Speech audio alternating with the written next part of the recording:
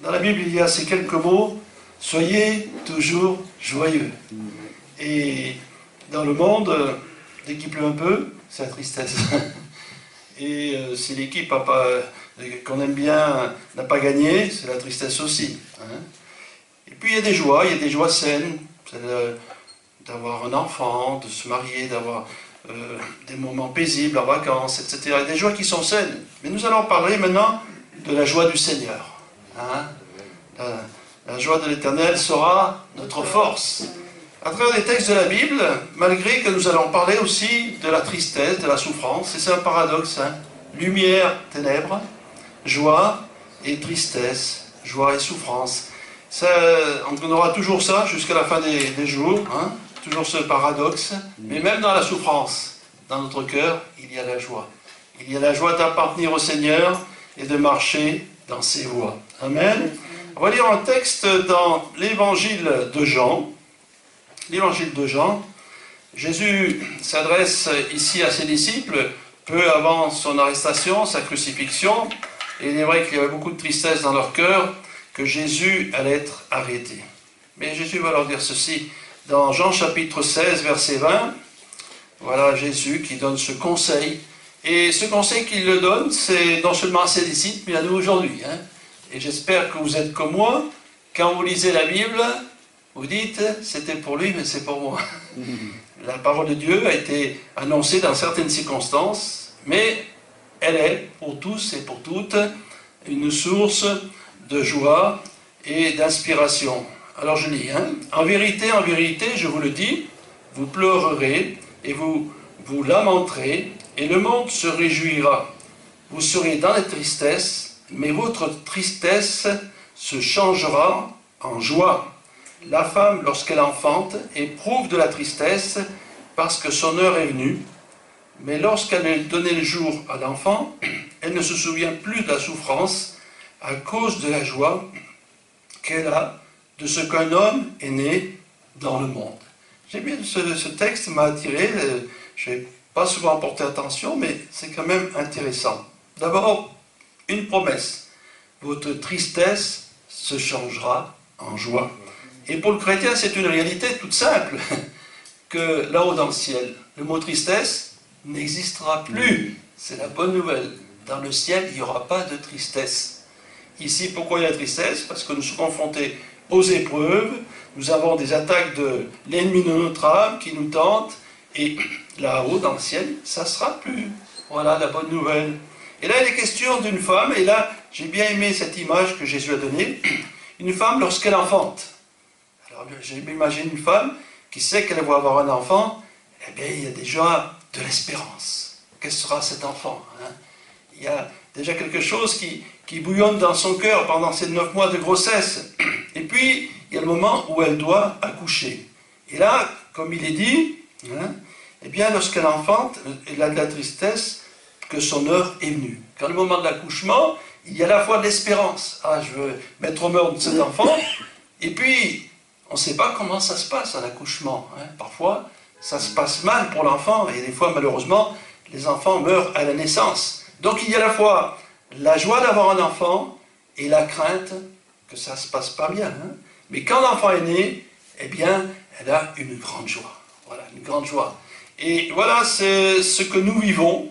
Des moments comme cela, des moments où on espère en quelque chose, comme cette femme qui espère un enfant.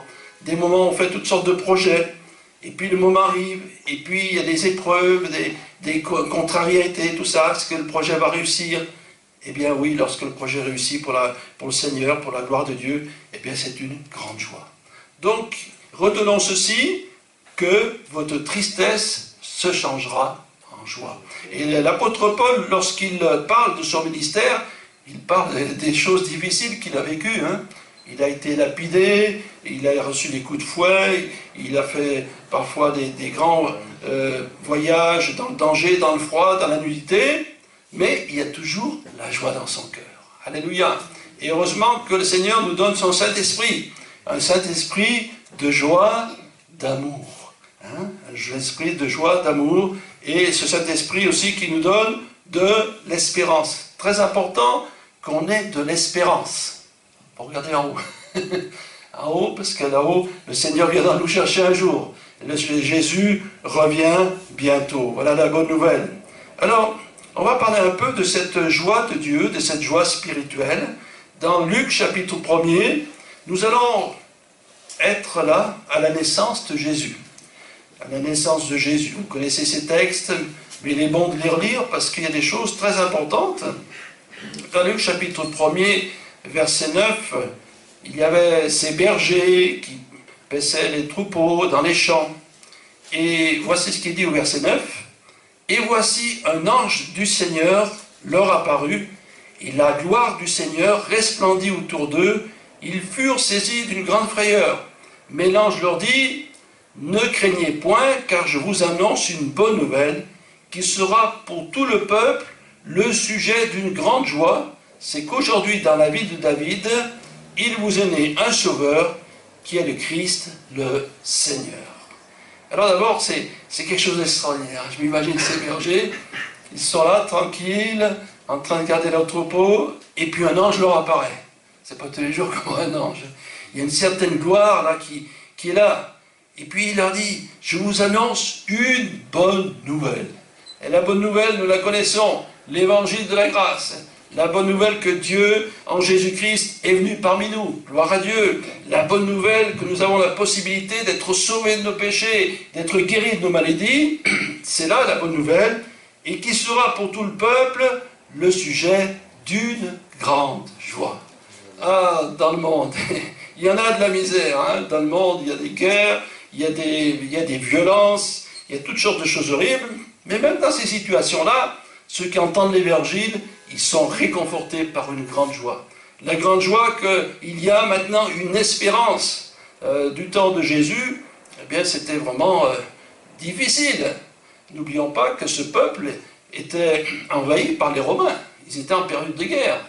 Et il y avait toutes sortes de révoltes, il y avait la violence, même à cette époque-là. Même des gens qui étaient crucifiés parce qu'ils se révoltaient contre l'Empire romain. Eh bien, il y a eu une grande joie parce que le Sauveur est là. Et si nous nous arrêtons à regarder ce monde aujourd'hui, on va faire de la dépression. Mais si nous regardons le Seigneur, ce sera un sujet d'une grande joie, parce qu'en Jésus-Christ, nous avons tout pleinement en lui. Tout ce qu'il nous faut pour vivre, même dans les situations difficiles, le Seigneur est là, et par son esprit, sa présence, il nous fait du bien. Amen.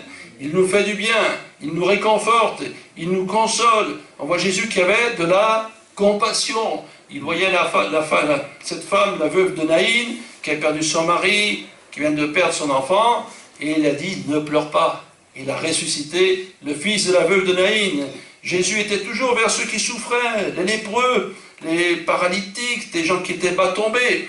Jésus leur apportait la consolation et la guérison. Et aujourd'hui, les choses n'ont pas changé. Jésus sauve et Jésus guérit. Jésus guérit les cœurs brisés. Voilà la bonne nouvelle. Il guérit les cœurs brisés. C'est quelqu'un qui a le cœur brisé par une situation, un échec. Et je dis, chers amis, chers frères et sœurs, Jésus guérit les cœurs brisés. Il est tout puissant pour le faire. Et nous avons vu, nous-mêmes, nous avons expérimenté dans les deuils, dans des moments difficiles, qu'il y a eu la consolation et la paix du Seigneur. Que le Seigneur soit béni. On va retrouver maintenant un homme, justement, qui a expérimenté la joie divine, la joie du Seigneur. Et cet homme, vous connaissez ce texte sûrement, c'est dans Actes chapitre 8, c'est un ministre. C'est un ministre. J'aimerais bien qu'un ministre il fasse les mêmes choses que cet homme. Hein. On va voir ce qu'il a fait. Hein. Dans Actes chapitre 8, verset 14, voilà ce ministre, bon, c'est le mot eunuque, c'est un peu, tout le monde ne sait pas ce que c'est, mais enfin c'était un ministre des Finances, qui a fait un grand voyage parce qu'il avait soif de Dieu. Il est parti d'Éthiopie jusqu'à Jérusalem, ça fait plus de 1000 km, avec sûrement toute une caravane, beaucoup de distance à faire, parce qu'il voulait en connaître davantage sur Dieu. Il avait soif de connaître ce Dieu. Et lui, il avait des dieux dans son pays, mais ça ne lui allait pas. Il a vu que les dieux qu'il avait, ça n'apportait rien. Et il a été donc à Jérusalem, il a été jusqu'au temple, il s'est procuré un rouleau, le rouleau du prophète Ésaïe, et puis il retournait chez lui. Et Dieu a vu donc dans ce cœur la sincérité. Le Seigneur, il voit tout, il voit tout. Et parce qu'il était sincère, Dieu a envoyé Philippe, l'évangéliste, pour qu'il aille lui parler de l'amour et de la bonne nouvelle. Donc Philippe, il s'est approché du char, et à ce moment-là, le ministre, il lisait le livre du prophète Ésaïe. Alors on peut lire à partir du verset 34, Actes des Apôtres, chapitre 8, verset 34, l'eunuque dit à Philippe, je te prie, de qui le prophète parle-t-il ainsi? Est-ce de lui-même ou de quelqu'un d'autre? Alors Philippe, ouvrant la bouche et commençant par ce passage, lui annonça la bonne nouvelle de Jésus. Comme ils continuaient leur chemin, ils rencontrèrent de l'eau, et l'eunuque dit, voici de l'eau, qu'est-ce qui n'empêche que je sois baptisé? Philippe lui dit, si tu crois de tout ton cœur, cela est possible. L'eunuque répondit, je crois que Jésus-Christ est le Fils de Dieu. Amen. Il fit arrêter le char, Philippe et l'eunuque descendirent tous deux dans l'eau, et Philippe baptisa l'eunuque. Quand ils furent sortis de l'eau, l'Esprit du Seigneur enleva Philippe, et l'eunuque ne le vit plus, tandis que, joyeux, il poursuivait sa route. Donc, voilà ces moments qui sont extraordinaires. Voilà, Philippe, il monte dans ce char, et il lui explique le texte qu'il est en train de lire, c'était Ésaïe chapitre 53, qui parle de la mort de Jésus. Et au travers de cette lecture, il va annoncer la bonne nouvelle de Jésus. Alors je m'imagine une caravane, parce qu'ils étaient plusieurs, il n'y avait pas que le ministre, il y a sûrement plusieurs chars, et puis Philippe qui monte à côté du ministre, et qui lui parle simplement de la bonne nouvelle de Jésus. Et pourtant, lui, il était sûrement aisé, Premier ministre, il avait tout pour être heureux, mais son cœur avait soif. C'est bien quand on a soif de Dieu. C'est bien quand on cherche Dieu, parce qu'on fait n'importe quoi pour le trouver. Et là, il avait une détermination. Il voulait connaître la vérité. La Bible nous dit que seront sauvés ceux qui ont l'amour de la vérité.